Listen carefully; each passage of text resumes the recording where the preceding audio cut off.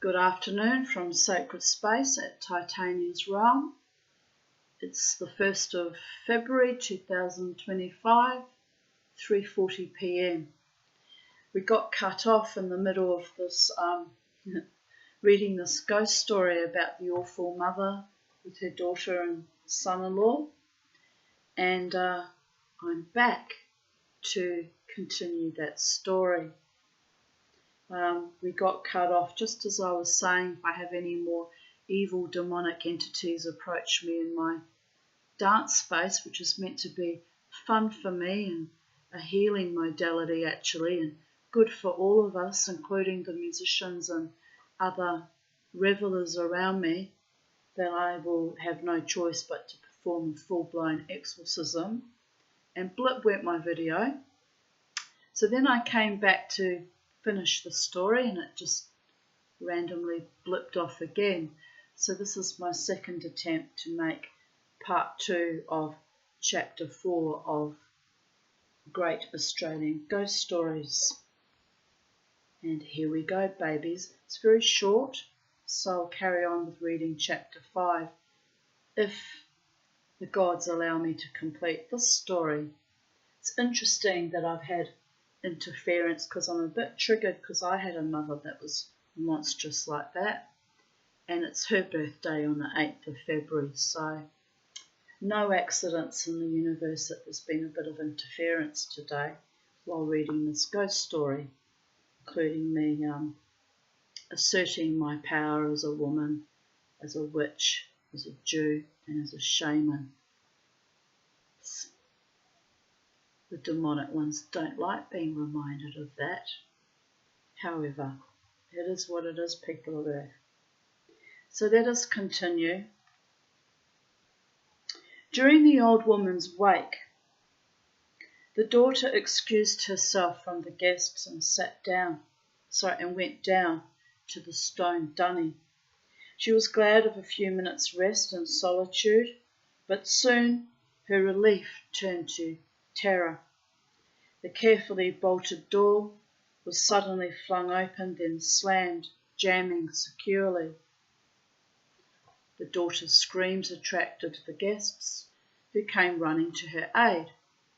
When they tried the door, it swung open effortlessly. Next time the daughter used the dunny, the contents of the pan boiled up and splashed over her shoes. And when her husband was taking a pee, the raised wooden seat was slammed down with dire consequences. He must have been seated. That can't be right. Well, anyway, that was too much for the couple. Drastic remedies were required. They decided to demolish the old dunny and build a new one with one of those newfangled flushing systems attached to the house. A team of workmen arrived a few days later to begin work. The husband thought the solid wooden door on the old dunny worth saving. Foolish.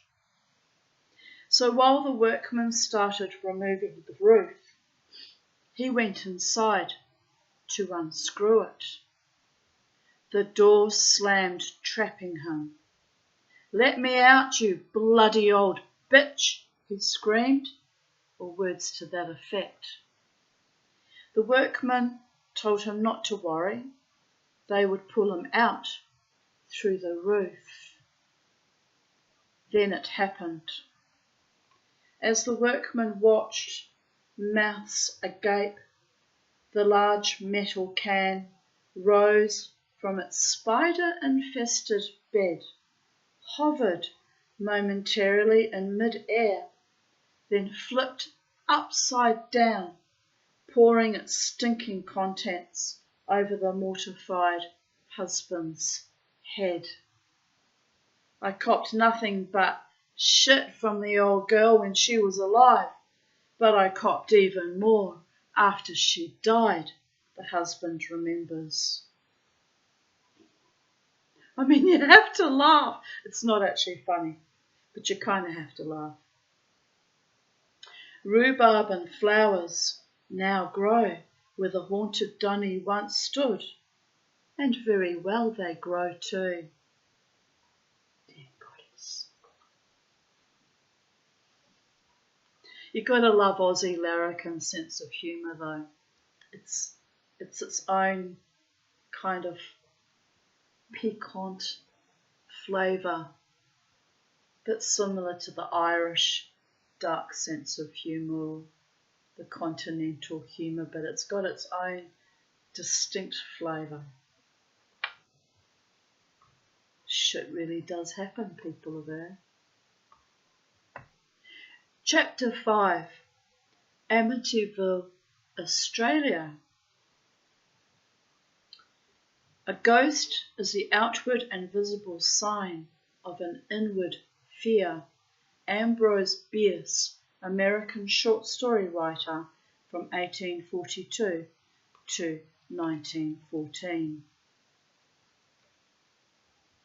In 1980, American husband and wife psychic investigators Ed and Lorraine Warren were invited to Melbourne to appear on a popular late-night television variety show. The Warrens have become world famous for their involvement with the Amityville Horror House long before the book and film, and in the case that inspired the film, The Exorcist.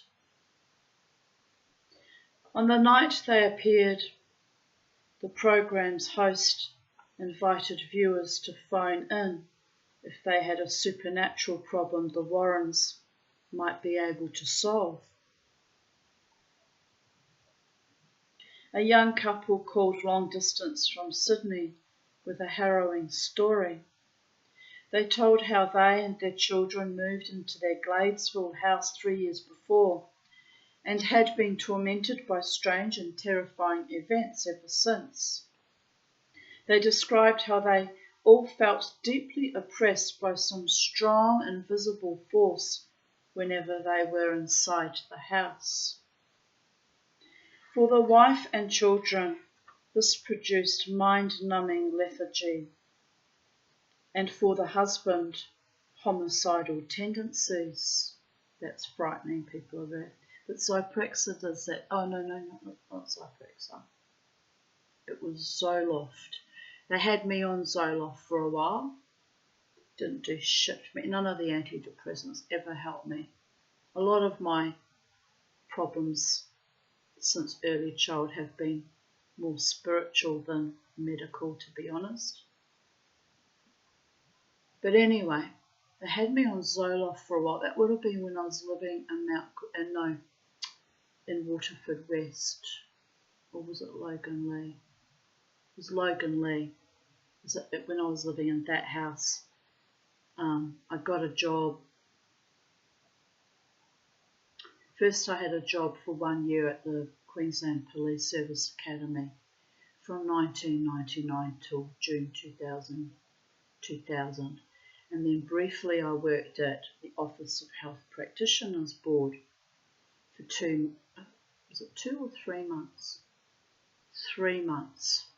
So into March 2001. And that job was very triggering for me because I was working with all the case files of doctors and other medical professionals who had sexually, SA'd or otherwise manipulated and abused their patients. It was very fucking triggering for me, given I'd had only a few years prior to that awful, evil love connection with the homeopath. So it inspired me to take action against the homeopath, David Davidson, and Jared kind of a little bit talked me into it too, because he said he can't be allowed to get away with how he manipulated you when you were ill and vulnerable, Tanya, which is true.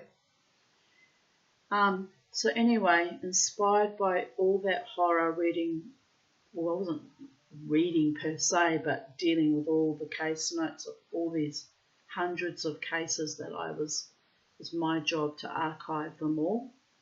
You can't help but glance and skim read some of them. Some of the stories were utterly horrific, by the way. So I had quite a bit of haunting and paranormal activity happen in that house, probably connected to my emotional triggering by dealing with that case. So it was full on, people of Earth. I had a lot of haunting and paranormal activity in the house at Waterford West because I was kept in a perpetually heightened activated trauma state by Terry Rosilio and his boarder Greg and his filthy fucking sister Gila. So I was in a constant state of hypervigilance, actually fearing for my children's safety as well as my own, but my role as a mother was primarily to go into protection mode over my children. And they even poisoned one of my cats. They were evil people, beyond evil.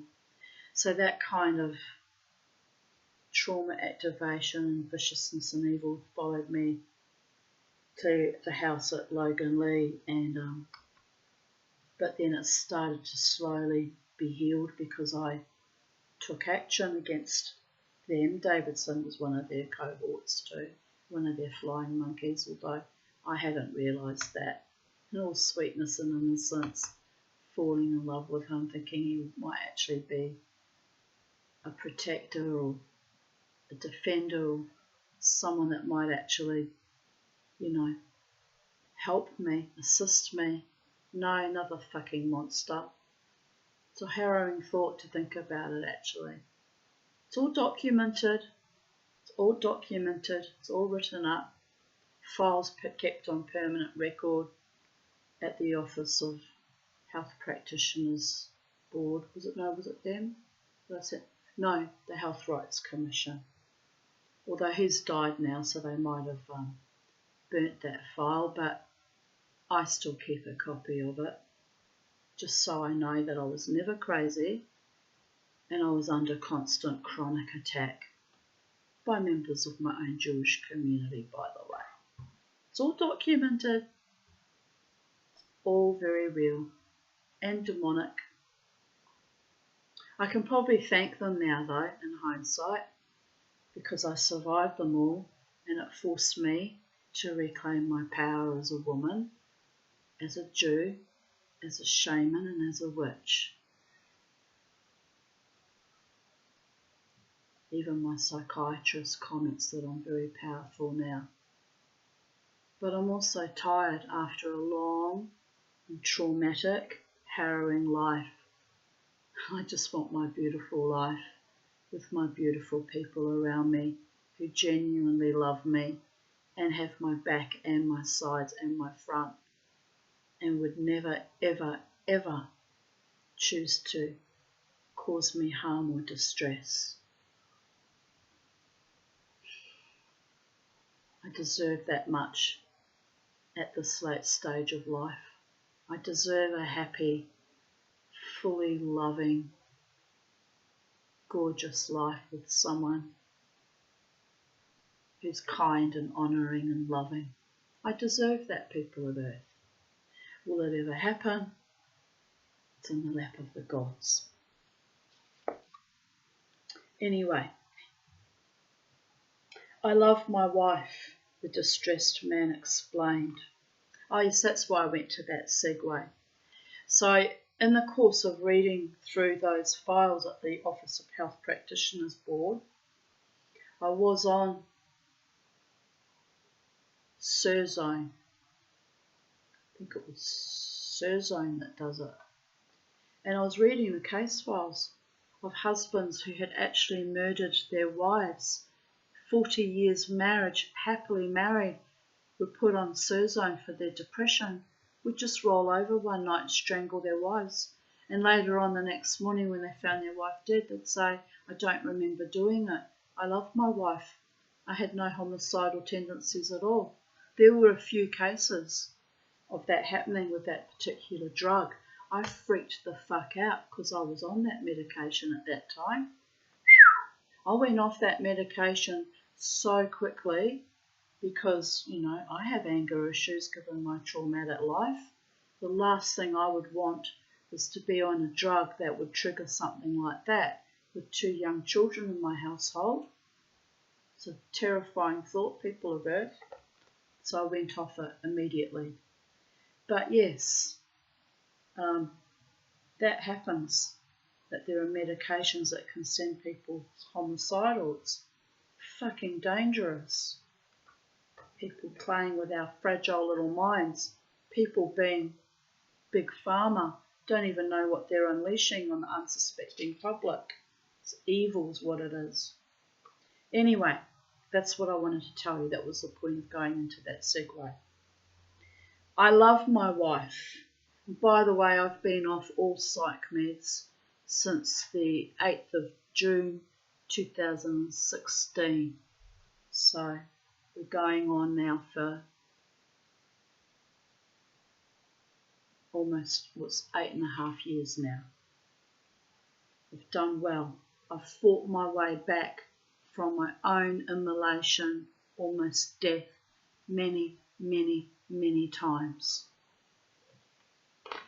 Just remember that, those of you who'd still like to try and destroy me out of what? Your own bathos, weakness and spite. Sad for you. I love my wife, the distressed man explained. But I find myself reaching for a knife and barely able to control the urge to stab her. It's probably on Surzone. It's as if some evil takes control of me, and the only way I can escape is to leave the house. They told of loud, eerie laughter echoing through the house and robbing them of sleep night after night, and strange symbols that looked as if they had been drawn in thick dust appearing on the interior walls. That really is demonic. Really is demonic. In the Waterford West house when I was living behind those fucking bastards, my children and I in the evenings, it was a tin roof, so you're going to get contraction of metal making crashing noises, right? That's normal, but this wasn't normal. We would hear the sound of rocks hitting the roof, and because they were constantly threatening us, that part was real and actually going on. I naturally assumed that those motherfuckers were sitting at the back of their fence line throwing rocks on my roof, which they did do from time to time. However, it escalated to the point it was nearly every night. And even I one time looked out and saw that there was no one home at my ex-boyfriend's home and that they weren't even there, but rocks were hitting the roof. And that's when I realised something demonic had taken up where they'd left off and was escalating and hurling rocks at my roof to keep me and my children in a constant state of disturbance and fear. So I nipped that in the bud real fast. But when I left that house, my neighbour, who had befriended me because she feared for my safety and was actually being very kind, supportive of me and my daughters, came to me in my new house and she said, Tanya, she said, every night I hear the sounds of people being thrown into walls in your former rental home next door to mine.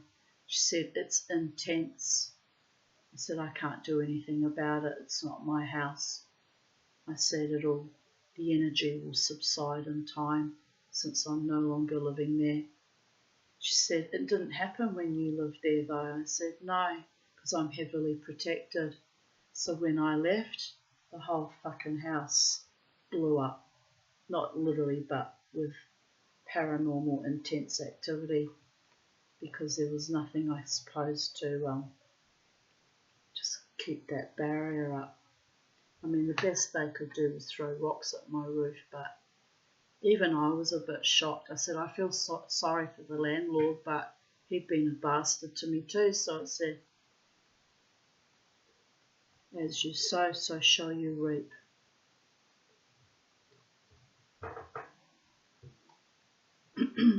Anyway, they also described how cadaverous faces suddenly appeared, reflected in windows and mirrors.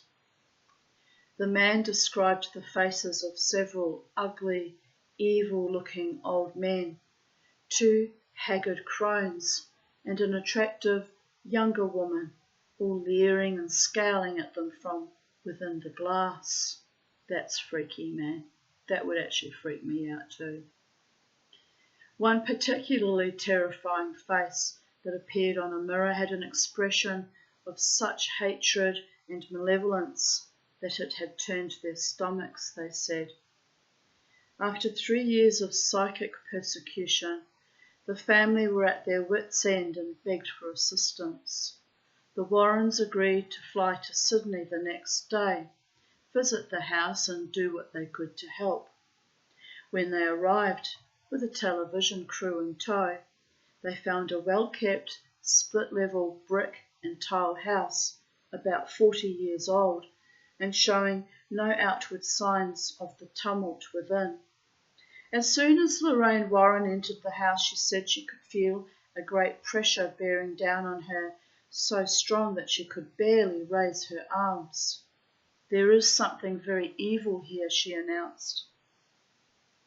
When she lay on a bed in the room where she felt the force was centred, the television crew watched in amazement as her features, changed, and she seemed to visibly age before their eyes. Her back arched, her hands clenched and unclenched convulsively. Her eyes blazed, and they knew that she had entered some kind of mental combat with whatever it was that held sway over the house. In the meantime, they were having problems of their own. A fully charged battery pack went dead after just a few minutes and their cameras failed, then worked, then failed again. When they tried to phone for backup equipment, they found the line was dead. 20 minutes later, it was working perfectly. After 5 hours in the house, the Warrens gathered the family and television crew together to deliver their verdict. The house, they were reported as saying, was cursed. An old woman had placed a hex on it and its occupants, and it was now in an advanced state of demonic possession. If the family remained there any longer, a psychic explosion would occur and their lives were at risk. Leave now, was their advice. The family fled, leaving most of their possessions behind. The press picked up the story and the headline, "Family Flee Ghost House," was splashed across the front pages of newspapers across the country. The orgy of publicity lasted, as such stories do, for about 2 days and has been followed by 30 years of silence. The Warrens went home to America and the family moved to another suburb. Someone else now lives in that house in Gladesville, which, had the Warrens not intervened, might have become as famous as the one in Amityville. Strange events that had a few years earlier overtaken a West Australian family, first in a small flat in Shoalwater, then at Medina, also attracted national press and television coverage, keeping readers spellbound for several weeks. The parents, Peter and Faye, and their 3 small children, the youngest a baby, were a very ordinary family in most ways, bachelors trying hard to make ends meet. Peter had been out of work for some time, then found a job in January 1973. Faye missed having him around all day and began to feel lonely and trapped in the little flat. Nerves were on edge and tempers probably flared, but the events that followed soon reunited the family in fear for their sanity and their lives. Some unseen force began throwing objects around inside the flat. The youngest member of the family seemed to be the main target. A large saucepan filled with boiling water and potatoes was hurled at the baby's cot moments after Faye had lifted her out. A loud bang in the bedroom brought both parents running just in time to see a heavy hairbrush rise from the dressing table and strike the baby's pillow just millimetres from her head. A mosquito net covering the cot was ripped down and tossed to the floor. When Peter was stepping out of the shower one day, he watched horrified as a heavy pan came hurtling down the hallway, made a right angle turn and crashed into the frame of the bathroom door, leaving a deep gouge. When a reporter from the Sunday Independent visited the flat, a heavy china mug crashed to the ground beside his feet and skidded across the floor. A kindly Methodist minister who called to offer comfort found himself the target of a flying drinking glass that shattered in mid-air just centimetres from his nose. Newspapers across the country picked up the story, and the flat was besieged by well-meaning people offering help, the morbidly curious, and many cranks, including a couple who turned up in a black limousine saying they collected ghosts and were going to take the families away in the boot of the limo. Nutjobs. After 40 separate incidents in 10 days, both parents were at their wits' end. 2 Catholic priests tried to exorcise the demon without success. Faye collapsed and had to be hospitalised. The State Minister for Housing agreed to provide alternative accommodation for the family, and they moved to another flat at Medina, several kilometres away. But the mayhem started up there. Whatever it was that caused it had travelled with the family to their new home. That's a worry, people of Earth. TVW7, who had covered the events at Shoalwater, sent a senior reporter, John Hudson, and a cameraman, Brian Dunn, to Medina to do a follow-up story. When they arrived, they found the flat full of neighbours all testifying to having seen the latest freak events, cutlery, crockery and clothing flying about. But if the pair were at all sceptical about these accounts, what happened when they ushered the strangers out and set up their equipment removed any doubt from their minds. They decided Faye was not in a fit state to stand up to a long interview, so Hudson agreed to tell the story in front of the camera and lead the audience on a tour of the flat. At the moment the camera started to roll, a tremendous crash was heard. Hudson and Dunn rushed to where the sound had come from and found a tangle of mops, brooms, buckets, tins of polish and bottles of cleaner strewn in a sticky mess on the laundry floor. There was no one in the laundry, which which was freezing cold, although the rest of the flat was warm.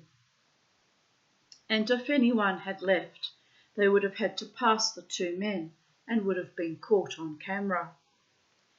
Faye remained seated in the lounge during this commotion and was visibly upset by it. Before resuming filming, the two men made a careful search of every room in the flat, ending in the kitchen, which was separated from the lounge by a bench divider. The kitchen was scrupulously clean, everything in its place, cupboards and drawers firmly closed. No sooner had they returned to the lounge than the whole kitchen seemed to explode.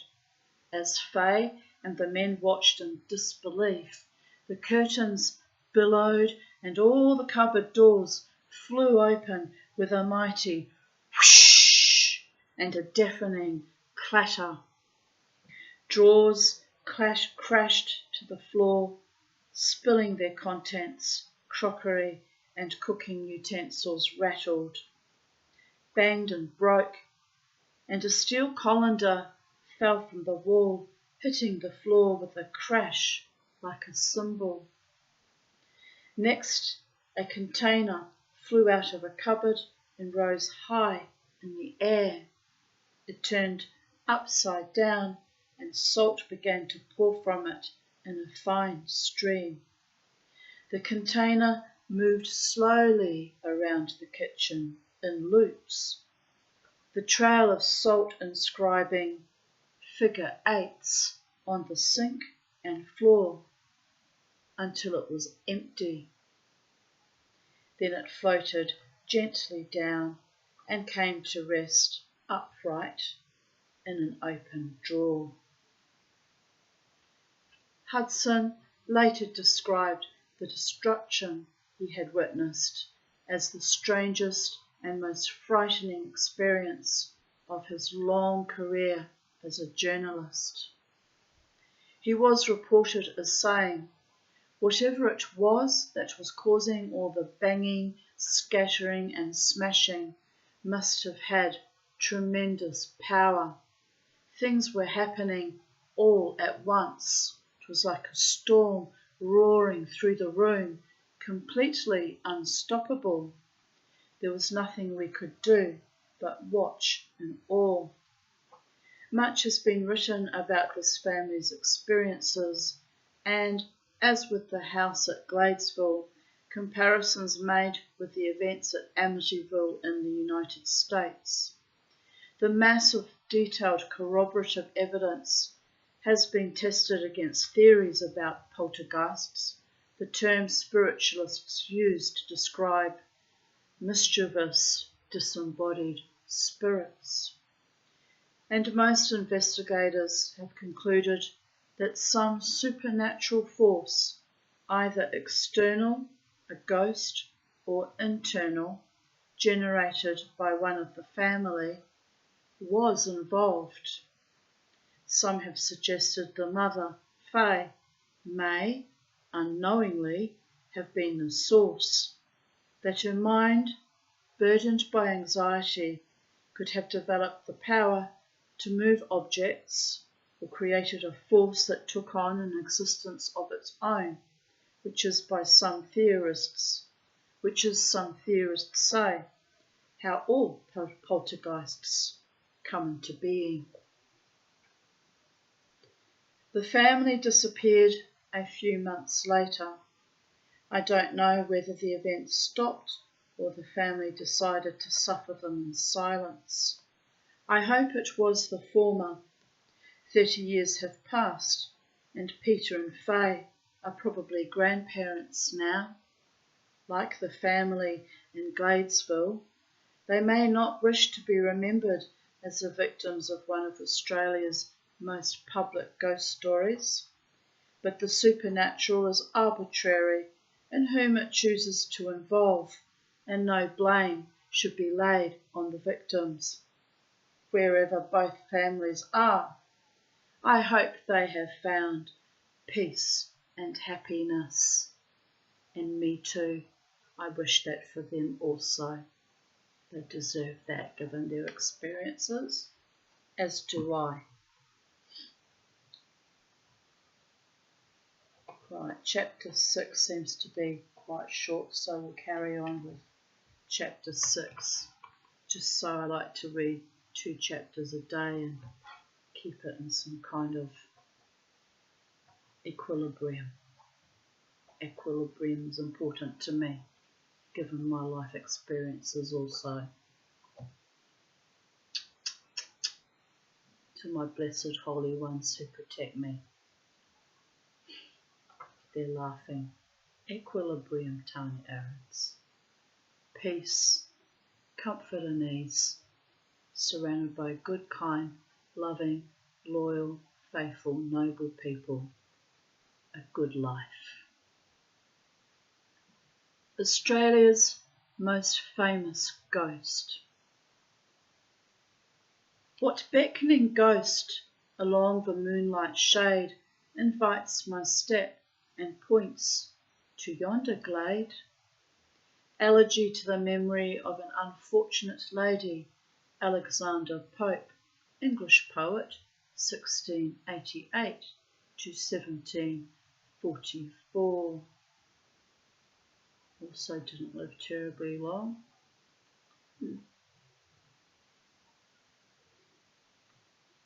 56. Anyway, I think that's right. Yes, that's right. It is a mystery. I'm not very good at maths, people of Earth. Sometimes I am, though. Depends on my mood.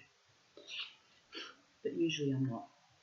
It is a mystery why some ghost stories catch the public's imagination and survive, while others, often more shocking and more credible, are forgotten.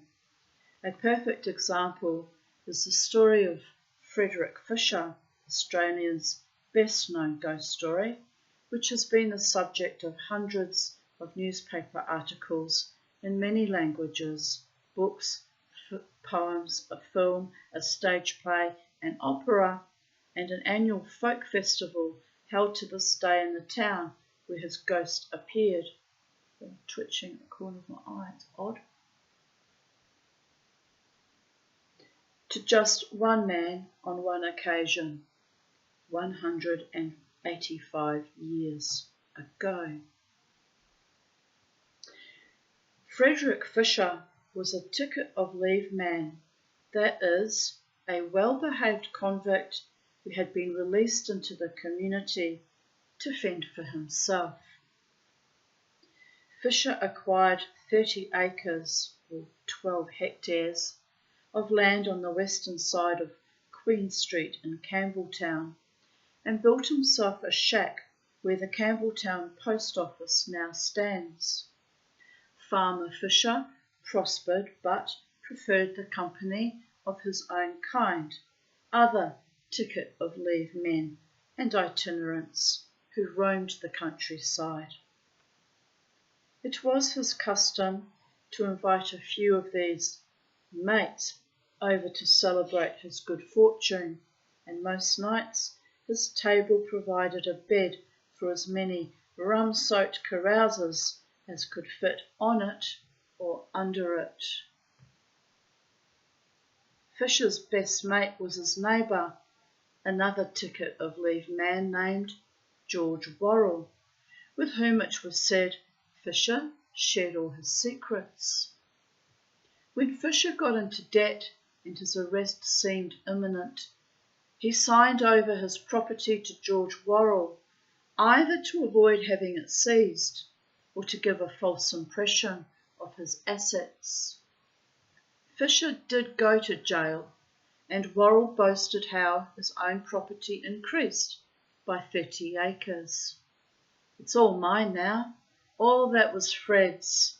He give it me afore he went to prison, he told everyone in Campbelltown.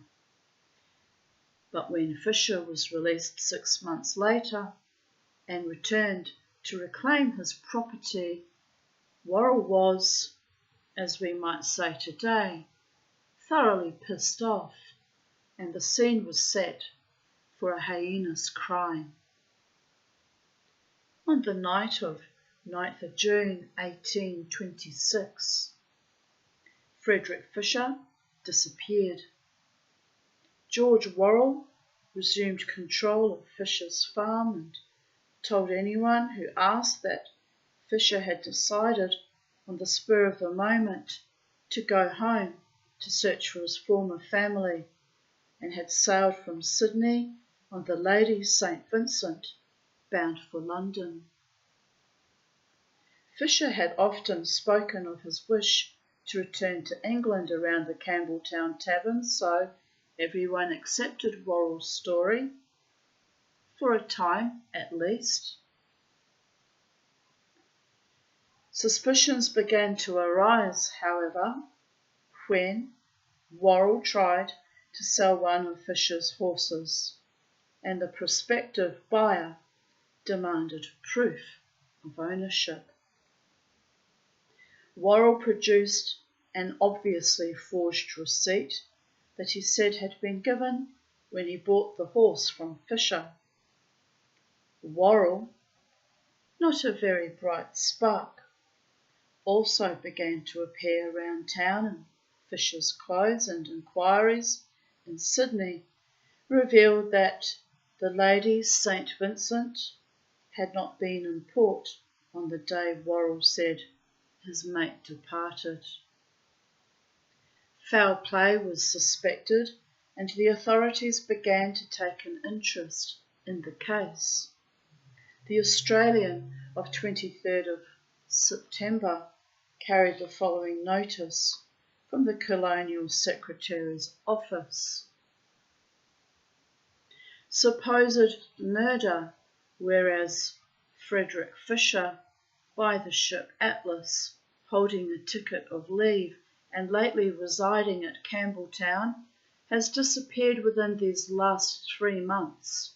It is hereby notified that a reward of £20 will be given for the discovery of the body of the said Frederick Fisher, or if he shall have quitted the colony, a reward of £5 will be given to any person or persons who shall produce proof of the same. Circumstantial evidence weighed heavily against George Worrell. The police questioned him. He panicked and changed his story. He had, he now said, seen Fisher murdered but had taken no part in the crime. He named 3 of Fisher's other cronies as the murderers, and they were arrested but soon released for lack of evidence. The absence of a body was hindering the police, and Worrell might still have got away with the crime of murder had a local farmer named James Farley, or Hurley in some accounts, not gone for a stroll down Queen Street late one night. About 400 metres from Fisher's shack, Farley spotted a figure sitting on the top rail of a fence.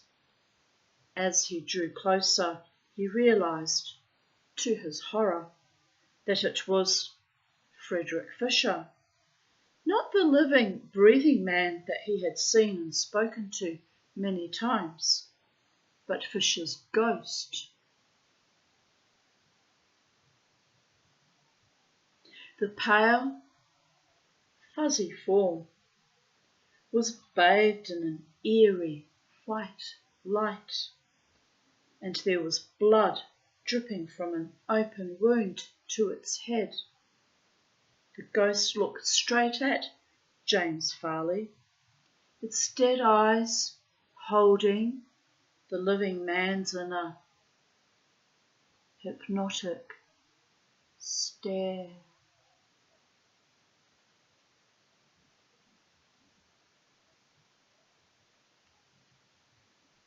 Next it let out a long and terrifying moan, which Farley described as like the howl of a wounded beast.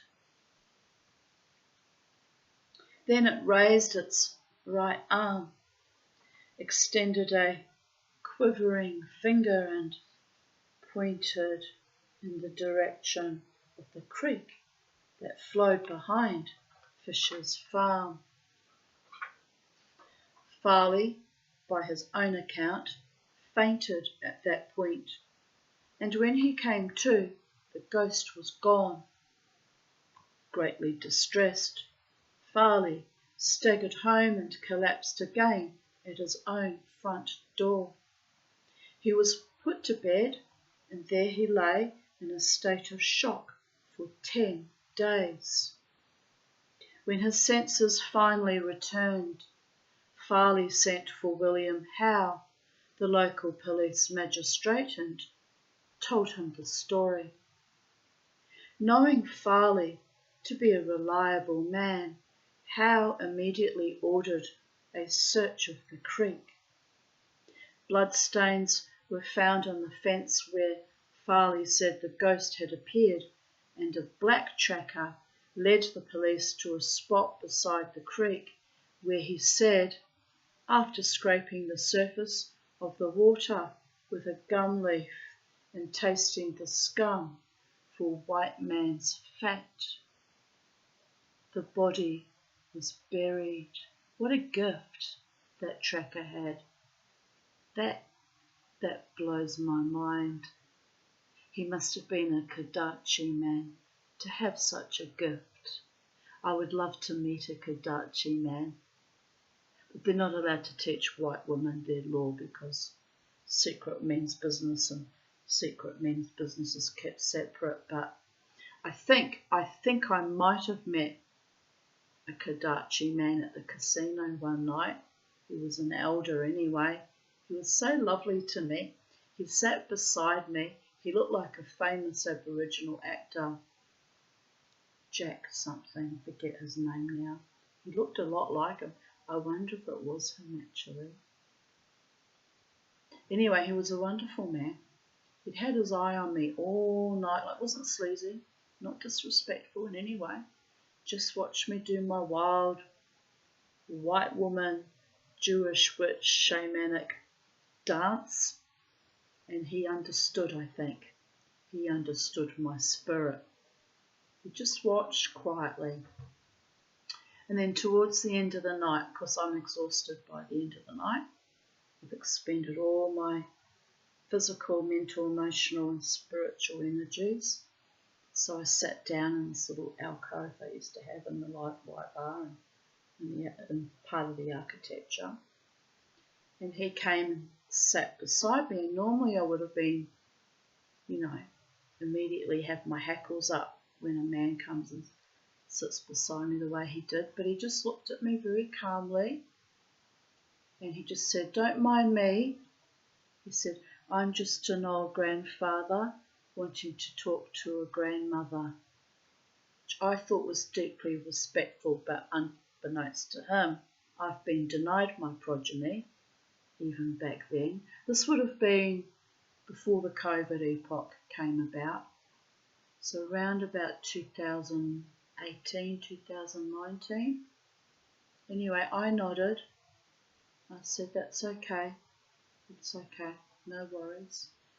And then we just sort of briefly chatted, and he said, he told me about himself. He said that he lived at New Farm, which I don't know if that's true or not. He said to me, "I'm not a homeless man." Because, that's right, because I said to him, "I've seen you around in recent weeks, out in the streets. When I come from dancing, I go and usually get a pie and a soft drink or something, before I head home." I said, "I've seen you."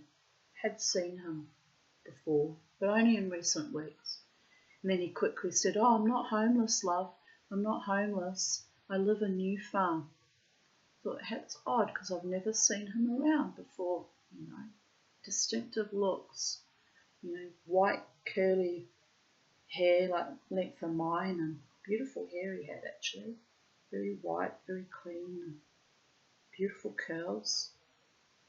I've got a thing about men with nice hair. I wasn't romantically involved or interested in that way. He was older than me, for about 10 or 20 years, possibly 20 years actually. But he was dignified and he was a gentleman, he was respectful, he had a beard. And we chatted and he just didn't say anything particularly profound to me except for saying, "Don't mind me, I'm just a grandfather talking to a grandmother," which was his way of putting me at ease, you know.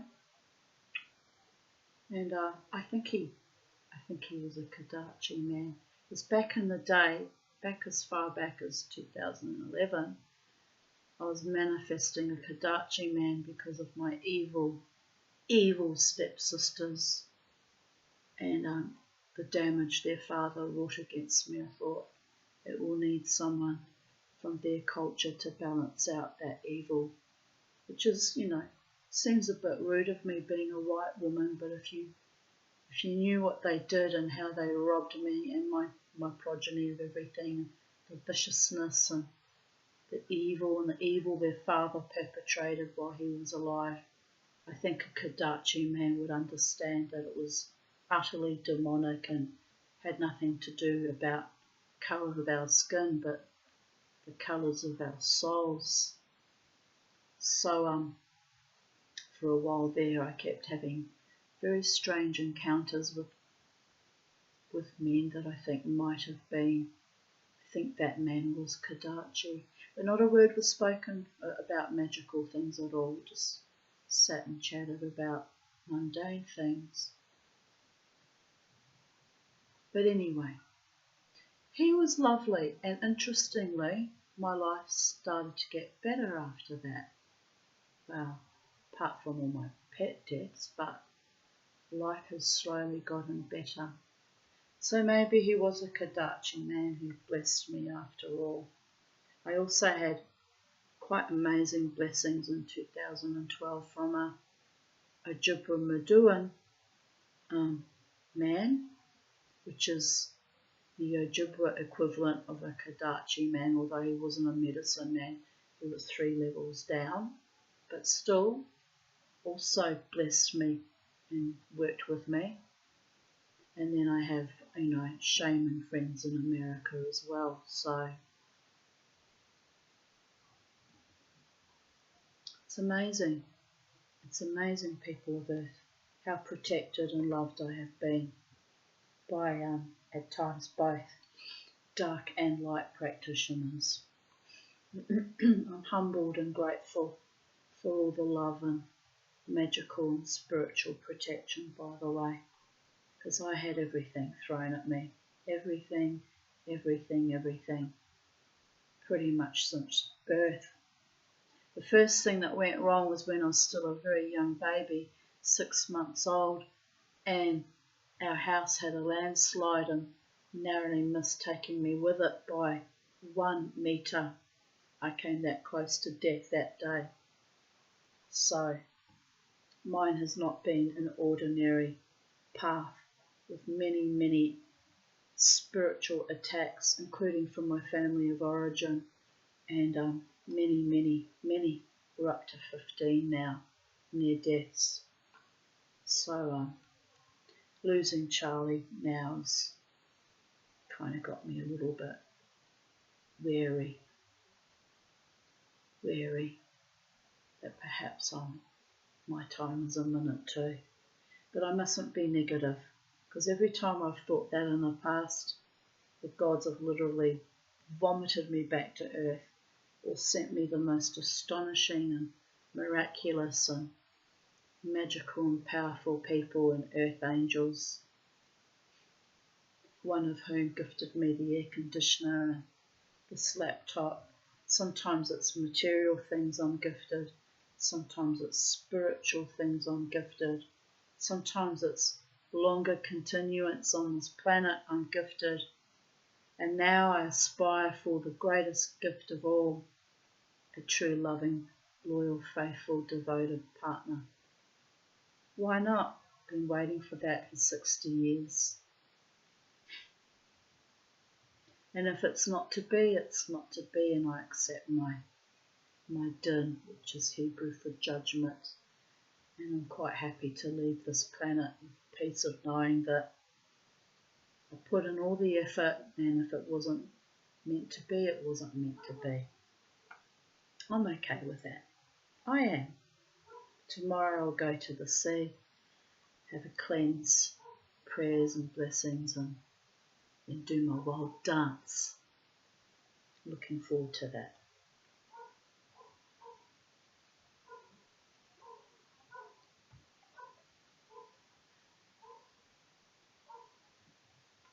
Right. The police dug and, less than 1 metre down, came upon the body. It was identified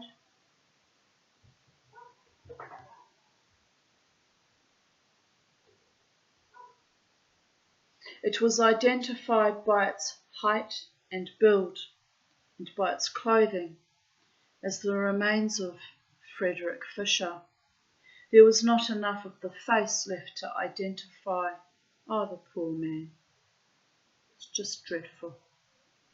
The lower part was battered to a pulp, while the forehead and the back of the skull had been holed with some heavy, sharp implement, like an axe or a pick. What the murderer had not finished, decay had. The local doctor, Thomas Robinson, described how, when he lifted one of the corpse's hands, the flesh came away and stuck to his skin. George Worrell was arrested for Fisher's murder and sent for trial by jury at the Supreme Court of New South Wales on 2nd of February 1827. The trial lasted just 1 day. Worrell was found guilty on a Friday and executed at the Dawes Point Battery the following Monday. On the morning of his execution, Worrell confessed to a clergyman that he alone had killed, mutilated and buried Frederick Fisher. There was no mention of a ghost at Worrell's trial or in the newspaper reports of the proceedings, but by then the story of Fisher's ghost had entered the folklore of Campbelltown and would soon spread far and wide across the colony and the world. It was recorded in Martin's History of the British Colonies, published in London in 1835, and at Tag's Weekly, a Sydney journal, published in 1836. Taggs's version was attributed to a Mr. Kerr, a tutor employed by police magistrate Howe. Charles Dickens included it in the journal he edited, Household Words, in 1853, and versions appeared in French and Italian. From the beginning, distortions occurred. Almost every aspect of the story was changed and romanticised so that truth became indistinguishable from fiction. So was there ever a ghost? Well, James Farley was a respected man, sober in his habits and God-fearing, according to his contemporaries. Skeptics suggest the ghost story was an invention by him to ensure Worrell got his just deserts, but that would mean that Farley knew the whereabouts of the body, which implicates him. A Campbelltown barber claimed responsibility for the ghost some years after these events, saying he had been tipped off about the location of the body and had felt an obligation to point the authorities in the right direction. The barber claimed he had donned a white cloak to create the appearance of a ghost and a black cloak to make it disappear, but others dismissed his claims as an insult to Farley's intelligence. James Farley lived to a ripe old age, and a little-known sequel to the story tells of a friend named Chisholm asking Farley on his deathbed whether he really saw Fisher's ghost. Farley reported to have raised himself up on one elbow, looked his friend straight in the eye, and said, "I'm a dying man, Mr. Chisholm. I'll speak only the truth. I saw that ghost as plainly as I see you now."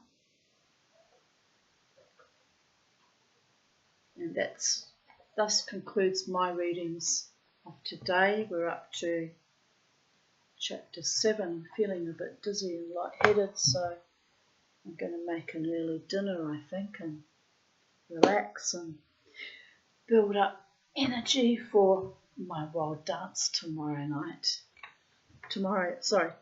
afternoon. The gig starts at 1:30. So yeah, that should be fun. I'm looking forward to that. Hopefully the weather's good. We'll have to blow those nasty storm winds somewhere else. Anyway, on that note, I bid you goodbye. Have a wonderful afternoon. It's 4:42 p.m. on the 1st of February. Have a beautiful afternoon, evening, night, wherever you are in the space-time continuum. And remember, as always, to never ever let the bastards grind you, me, us down, and continuously live your best life, because happiness, babies, is the ultimate revenge. Bye for now.